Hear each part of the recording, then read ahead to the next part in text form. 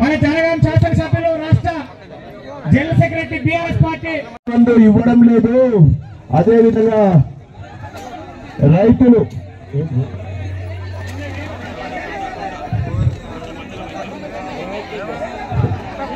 ఏ గాత ఉండాలి మనం ఏం చెప్పే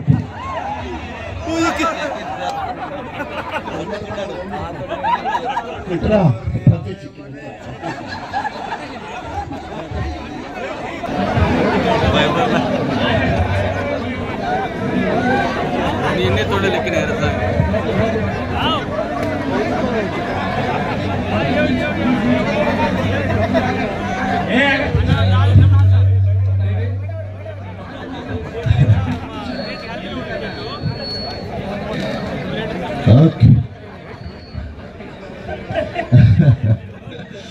ఆ రకంగా ఈ రోజు ఎన్ని అడ్డంకులు వచ్చినా ఇవ్వడం లేదు. అదే విధంగా రైతులు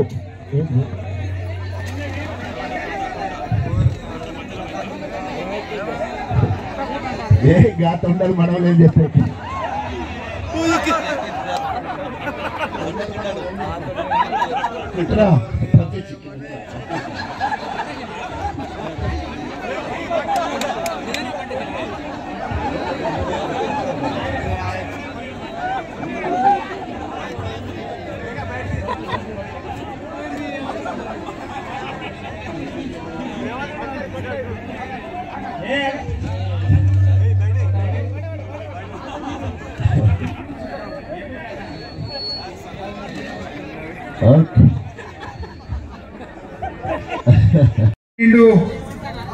మొదటి రోజే రైతు రుణమాఫీ చేస్తా అన్నాడు.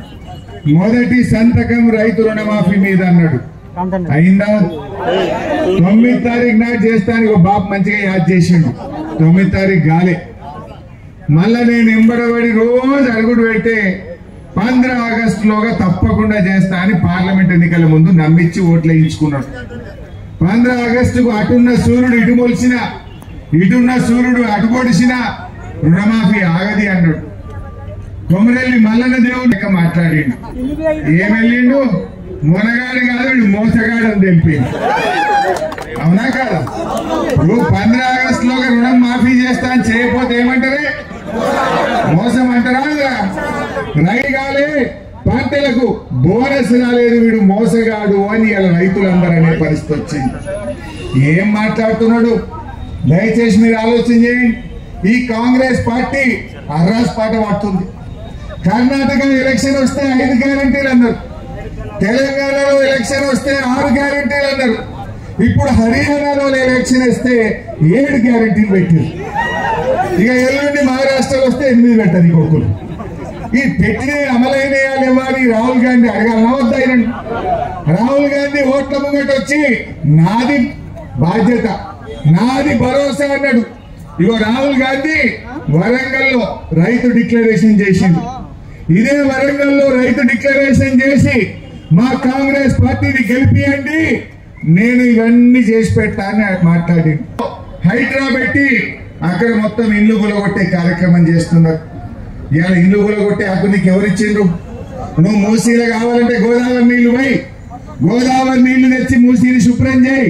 మూసీలకు పోయే మురికి నీరుకు ఎస్టీపీలు పెట్టి ఆ మురికి నీరు మూసీలో కలవకుండా చేయి. కానీ ఆ మూసీని ఆనుకోనున్న పేదల ఇల్లు కూలగొడితే బీఆర్ఎస్ పార్టీ చూస్తూ ఊరుకోదని చెప్పి కూడా నేను హెచ్చరిస్తా ఉన్నా. నువ్వు మొనగానే కాదు, మోసగాని అని తేలిపోయింది బిడ్డ.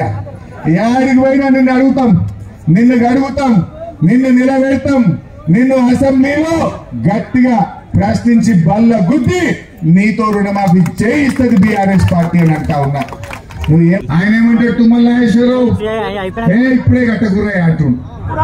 2 లక్షల నిధుల్లో ఇప్పుడే కట్టకుర్రని మంత్రి అంటాడు.